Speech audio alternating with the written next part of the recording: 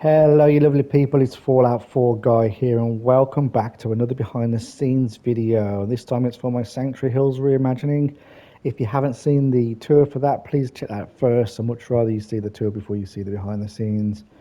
Just because it's the way I want you to see the video, and they're shorter anyway, and this is going to be a long video. If you're not familiar with what I do in these segments, this is to do with like my mindset behind building it and the breakdown. And obviously, as you can see, I'm in workshop mode, so I kind of walk around and dissect some of the aspects of the build and explain what's gone into it. But yeah, it's more to do with like kind of how I build and the thought process behind how they come about, that kind of thing.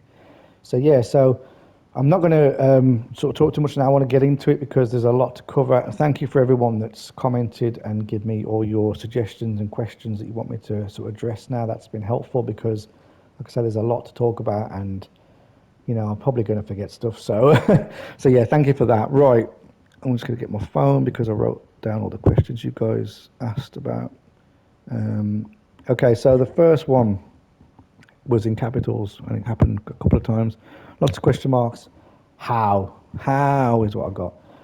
Yeah, well, I can't really answer that. It's like, that's not. It's a bit vague. But there was another question that said, "How did I come up with the concept?" So I'll kind of link that with how, because you can't have a how without a concept. So yeah. So how did I come up with this? Right. Well, I'd kind of quit Fallout 4 building, not permanently because I never quit permanently, but like had no intention on building on Fallout anytime soon. I wasn't really want that interest anymore. Felt like I'd done all I wanted to do with it. But then I got a PS5 back in November, and I thought, well, why not see what the PS5 can do with Fallout 4? Let's see if I can push it further than I push my Pro. So that was kind of how I got back onto it. But I've not been building this build since November. It was just a case of like I got it then, and then life got in the way. So this build sort of got started very, very like nothing really. I just got the very basics. I've deleted Sanctuary. That's pretty much all I've done. And then it got shelved, and then I didn't really pick it up properly until sort of early mid this year really, is when I kind of started to sort of focus on it. And even then, not much. But even so, I had a concept. So the concept itself came about because, well, it was a new save, so I knew that Sanctuary was probably going to be the place I build at because I couldn't be bothered to go and unlock or do any quests. So I just thought, yeah, Sanctuary, and I knew that Sanctuary was so popular because obviously this is, the first settlement people get to. Pretty much everyone's done something at Sanctuary, and I knew I didn't want to do the usual Sanctuary type looking thing. The problem is with Sanctuary is that people tend to stick to the layout of Sanctuary. So no matter what you do to it, it's probably been done before because Sanctuary's so overdone. So they all end up looking the same.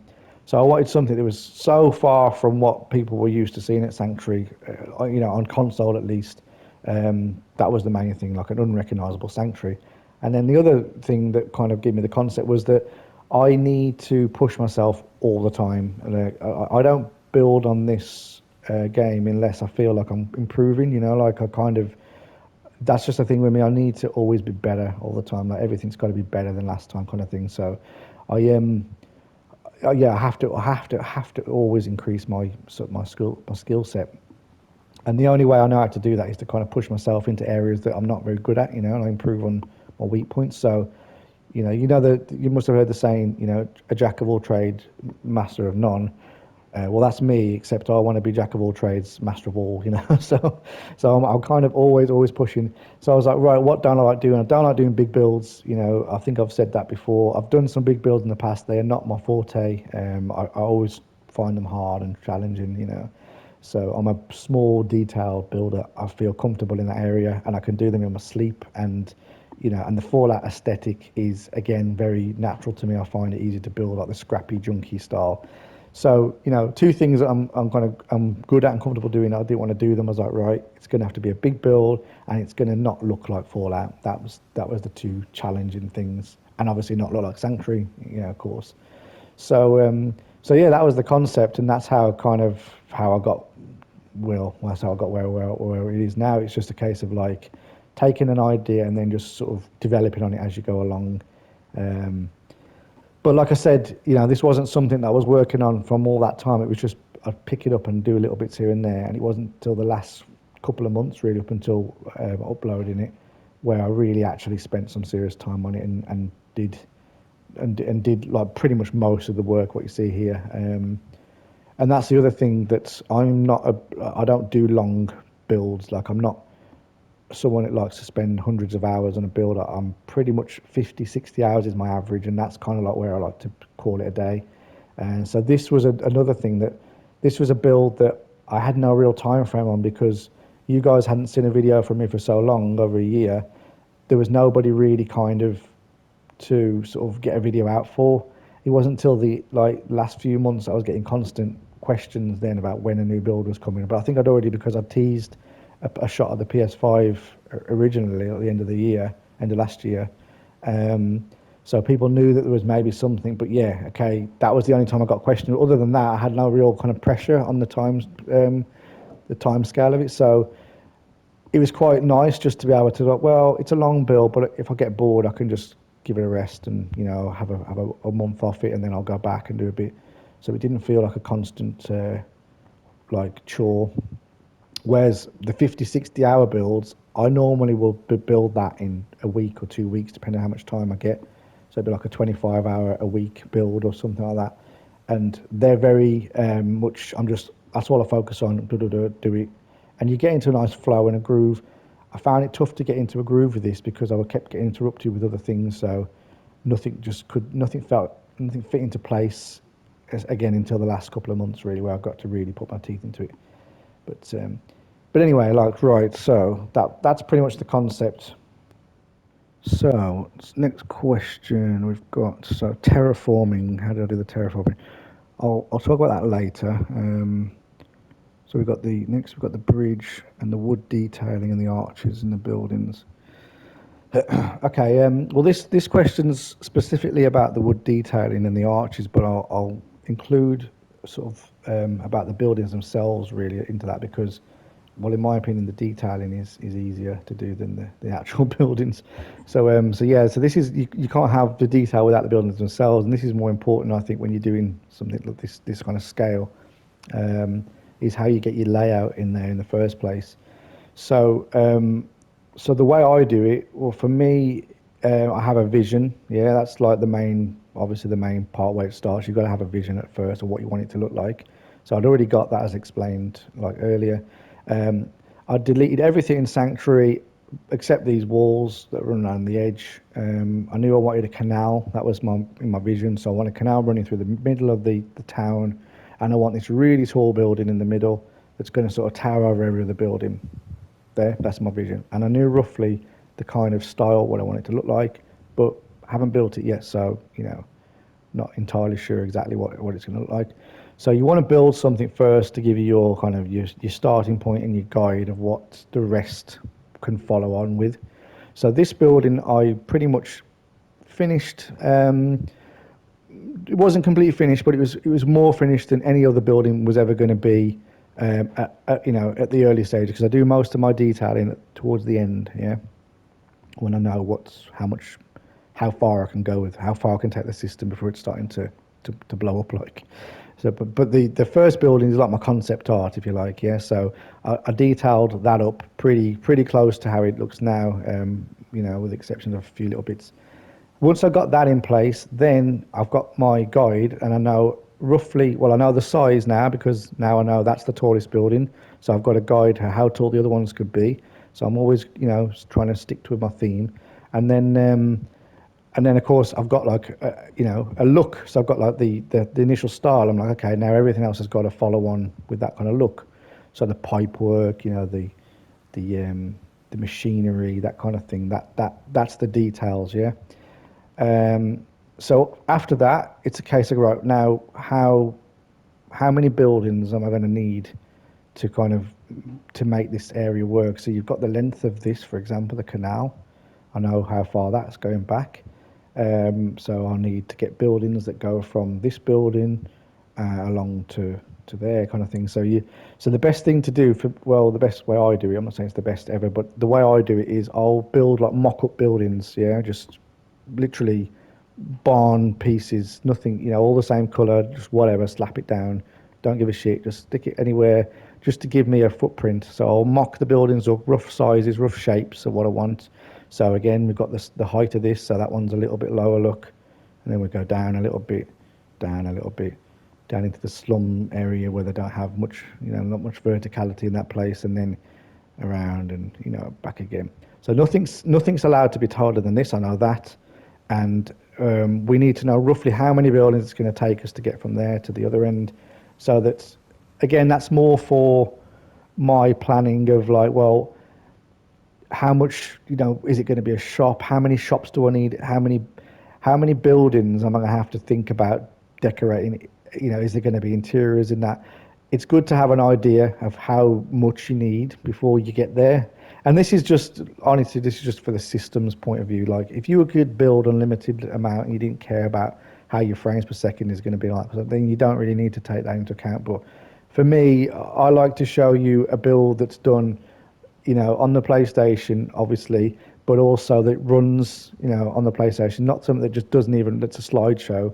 So I will always try and build the best build I can build to show you guys what can be done, but also the most performance-wise, it runs okay. You know what I mean? So I take that into account in my planning. But again, you might not need to consider that. But whatever. This helps me visualize. So I get that for a framework in there, that kind of like a sketch, and then once I've got that in, I can then start to kind of make it look like the things the building has, like windows. Put how many windows you want in the building, where's the door going to be, and I can start changing those parts. And then, of course, once you've got that layout, then it's starting to like resemble the features of a building. Then you can swap the textures. Okay, what colour? I wanted this to be quite a bright area around here. All the colours. This is the main hub, so it's got to be like, wow, a thing hits you as soon as you walk into it. So it's all very colourful, and so you don't want too many colours next to each other. You want to switch them up, so you'll change the textures accordingly. And then once you've got the textures in, then you can start doing the tilting and for example, in this type of style of architecture, nothing's really kind of like level. If you look at that building, for example, it's the one we're looking at there, it's leaning slightly forward. This is something that, like, just this style, because of the materials they use or just their building methods, or whatever, nothing was really straight or whatever. Everything's kind of leaning. It just adds character. And it doesn't matter whether you're building like an older style like this or Tudor type style or whatever. If you're doing junky or scrappy Fallout style, if things are just a little bit off, they just look a bit more, genuine, or time has taken its toll on a structure and it's like leaning a little bit, whatever. It just adds to it. Takes time, but it's worth it. But not every building is the same. Like you've got like you want to have a straight thing next to a slanty thing so that you can so your eyes just sort of subconsciously pick up that that's just a little bit off. Not too much, not too little. Anyway, once that's in place, then you can start to sort of add a little bit of detail now, because you've got all the basics and the foundations of what where your angles are. So if you've got like a leaning wall, then your detail that you put on that wall have got to lean as well. You have to take that into account that if you do tilt a wall and you want to put things on that wall, be aware that then you've got to tilt all the things that go on that wall. So this all needs to be sort of like, you need to be aware of all those kind of things as you're building.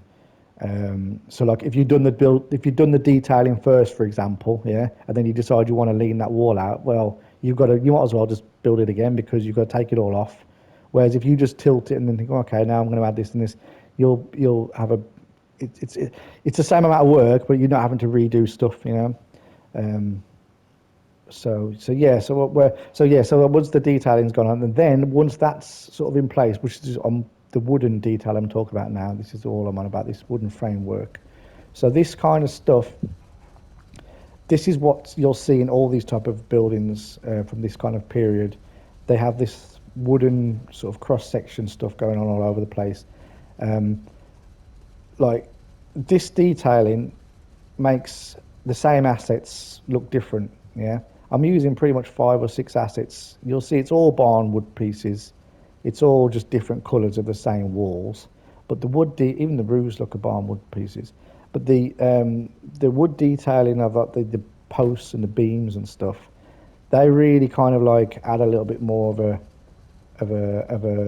style to it now. It's all of a sudden it becomes that other style rather than just a wooden wall.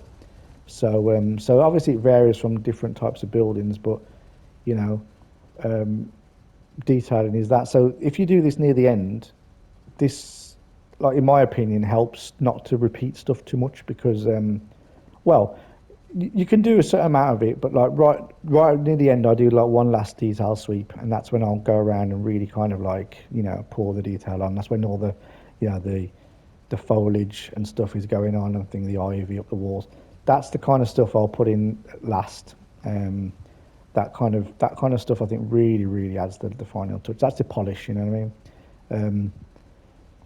I've lost my train of thought now. So yeah, so basically so once you've got all your base work, your groundwork done, add your details as you go along. But it doesn't matter if it's not completely finished. It just matters that you've got your idea, because the next building you make, obviously, it has to be different looking. So you don't want to have to keep regurgitating the same building. This is the other problem that you come to if you don't map out your area out to a degree, at least in your head, that once you get to a certain point, you might use up all your ideas or your styles on one building.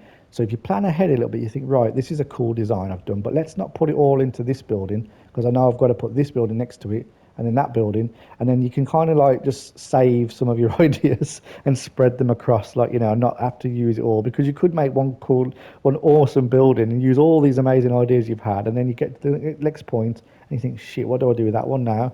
I've used everything I've got all in one, and now I've got nothing to put into that one. So that helps with planning as well. You get a chance to kind of sort of get an idea of how much you've got to think up. So yeah, I think that pretty much covers it. I mean, I could go around every single building. I will, as I walk around to show other things, I will take more time to kind of highlight stuff. But you can see like how many parts. And if you ever want to build something like this, I'm assuming that you're already at a level where you know how to tilt and you know how to kind of merge objects and with Place Anywhere or QwaPA on PlayStation. I assume you're already at that level, so I don't need to. I mean, you can see there's so many pieces of wood and things in these buildings. There's no point me taking it all out and showing it you, because you're probably at the level you can already see what's been used. But there are some items, and of course the arches was mentioned. These arches are these park pieces that are obviously in the base game. I've used these all over the place. In fact, you can see them there. Look, they're upside down there. If I can, I'm not gonna be able to show this because the way that the game bounces things around. But they're flipped upside down. There you go, kind of. I've used them probably almost in every other building. There's one there. Look, the arches in that building are the lantern pieces. Where are they? These lantern pieces, just two of them, that's flipped on the side. I've used them in the windows here in the shop, look. And the arches again here. Yeah. Arches up there. So, yeah, again, like I said, it's the same 5 or 6 assets really, just repeated, like I've used them all over the place. But each time they're done in a slightly different way, and they don't really stand out to you as it's been repeated.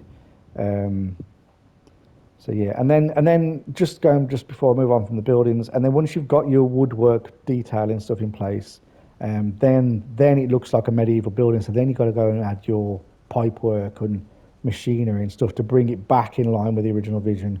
Yeah.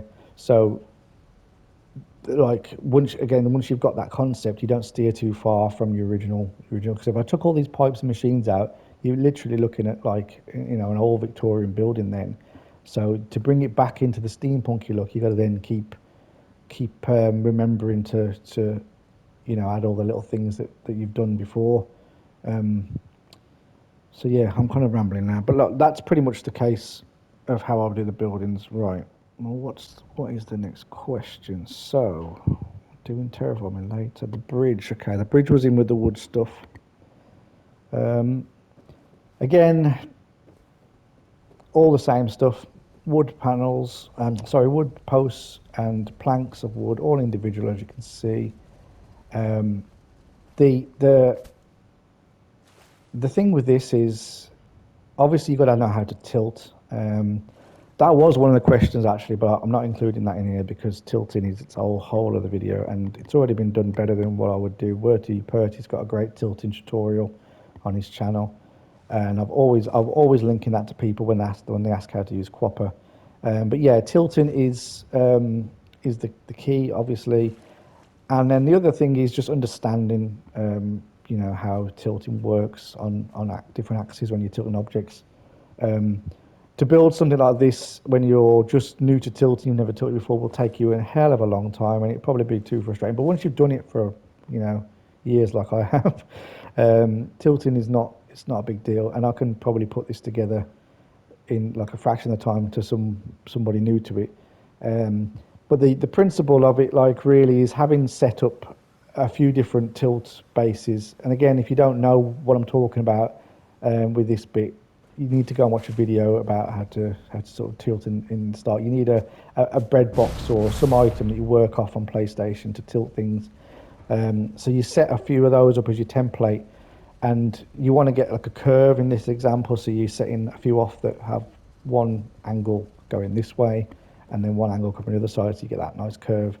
And then of course it's just a case of just adjusting and tweaking.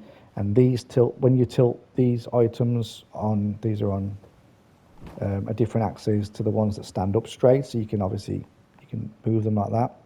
So you want to get a nice curve by angling those, and then the planks, again, you want to use your setup bread boxes that follow that curve.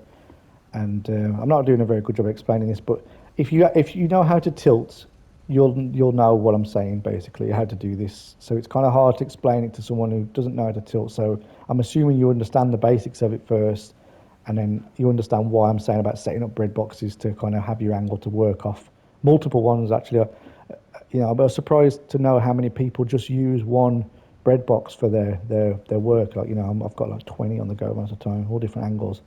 And that goes for all the buildings, like all these roofs, they're all wall pieces and like all tilted and kind of just slightly look like two wall pieces there, for example, on that roof. And yeah, like those are all done with just like having set up different tilt boxes. But yeah, so lots and lots of pieces, and obviously, as you can see when I walk through, they're all individual planks and stuff. There's a couple of pallets in there as well, but yeah, that has a nice effect. These kind of old bridges, they always have these kind of like old sort of curved bridges in this type of era, so it just looked like it worked. Right, so is there anything else to put in this section, bridges?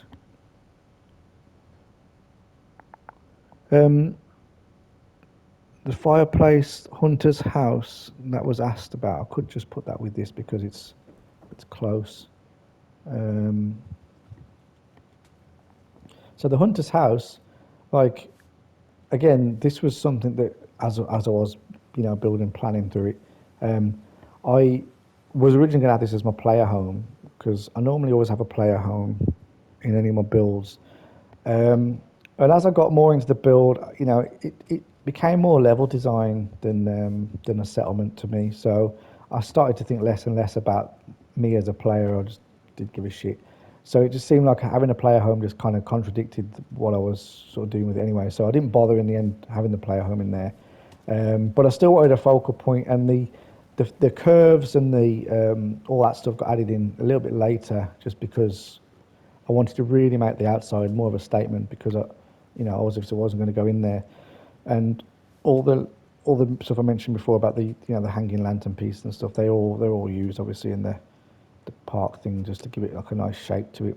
And it's obviously sat on a bridge, as you can see, so that's got the curve of that, and it all kind of mirrors it a little bit. Lots of wood everywhere, the banisters all made out of the wooden posts, and the beams again. They're all from the same mod, by the way, called Post Beam Supports or something like that. It's all from Toys Out the Pram. He's got some great mods. I've pretty much got all these mods. I just swap and change them when I need them. And then the fireplace on the outside just seemed like, it's the kind of thing that this kind of building would have. So so that's made out of the stone wall pieces, which are in USO in the defence, the defence wall section, and they're all just loads of them just merged in. Those are tilted versions to make the curve around the edge. Slight tilt there, slight tilt, slight tilt. And yeah, just again, loads of them just kind of like makes it look kind of how they would build these cobble fires back then. And then the actual fire bit itself with the cauldron on is a chimney piece. Again, I think that's in one of Toys Out the Pram's mods as well. So I've just merged that in really to give you the chimney and the little cauldron part, and then the campfire, the actual fire part to light it up, because it doesn't come with a lit version. We've just put campfire in there. The little teapot holder thing, it's a bear trap tilted upside down, and then that's it really. And then I just put the little hunter in as a set piece, as I say. This wasn't meant to be anything like, with an NPC. It was meant to be my player home, but after that changed, I put him in just to kind of give this a little set piece. I'll talk about set pieces later on and how important they are. This is something that I do in my builds. I think make the difference to what other great builders do with their amazing architecture and stuff that they do. And there's a lot of good builders out there that do outstanding structures and things. But I think what I do differently to why mine look a little bit different, maybe people go about the atmosphere and stuff.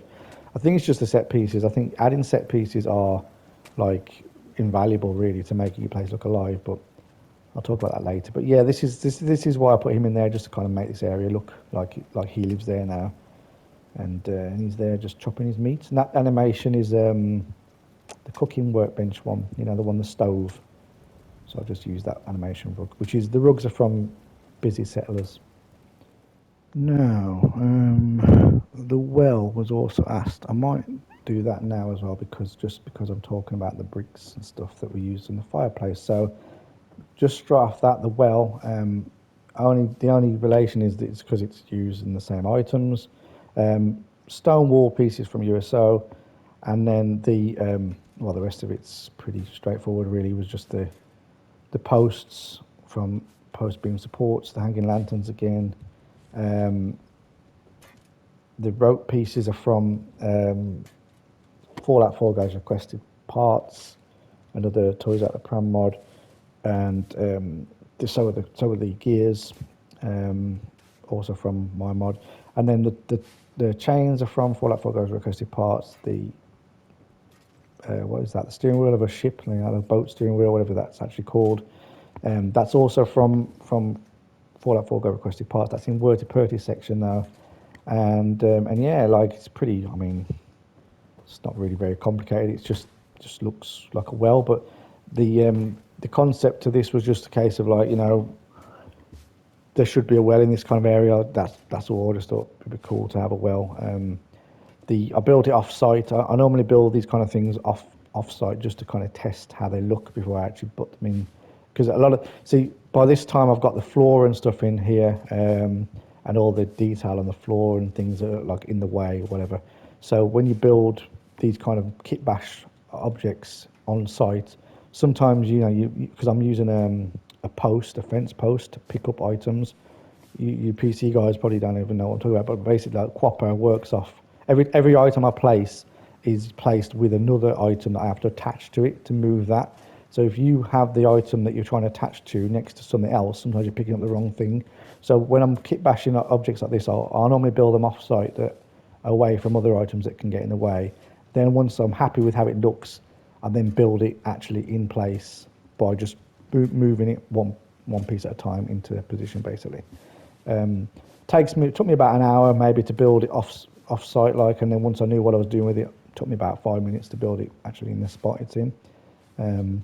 But yeah, cool looking little thing to have as well. And I just put some details on it. It's not, I've got, what's that, tannery bench, just to look like it's got a bit of a cloth on there and rope and stuff.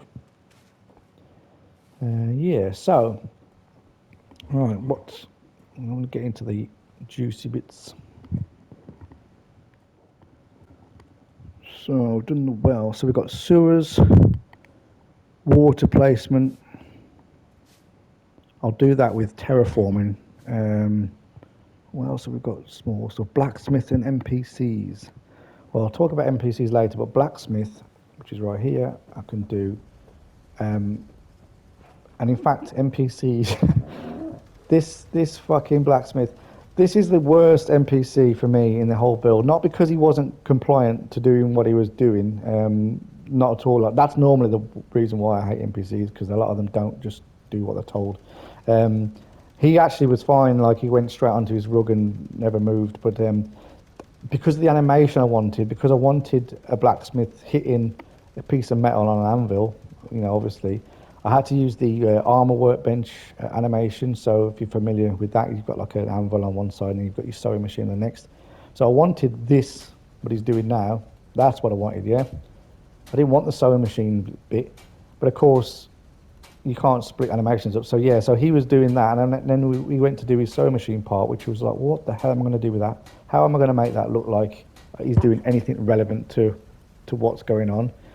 And well, as you can see, eventually did come up with a solution, but fuck, this was hard just to try and think of what I could do. And as well, when you're building these things, I should talk about this in the set piece bit, but it doesn't really matter. But NPCs in general, like when you line them up on the console or PlayStation at least, you assign them to a rug.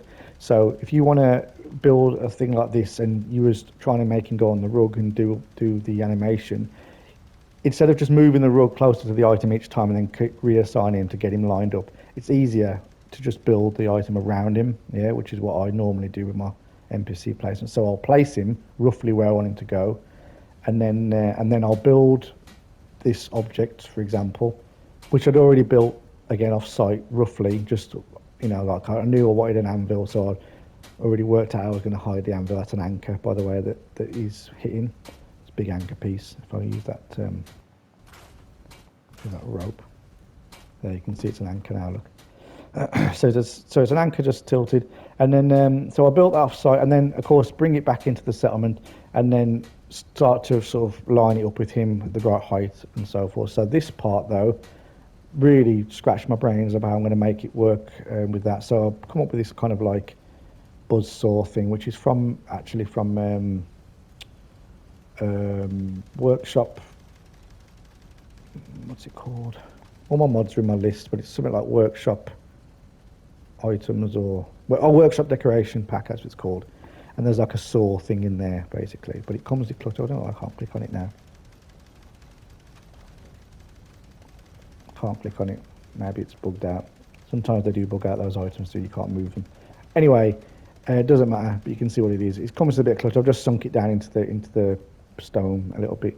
But the main thing was just trying to create something that looked like he was cutting it up. So I wanted it to look like it was not a machine powered, as it was like a chain belt driven thing that maybe this thing helps pump it round or whatever, I don't know, just so it lined up. But it just took a while. It's not particularly like advanced or anything. It just took a while to kind of think of something that could match that animation. But I'm really happy with how it all kind of looks like it lines up and works.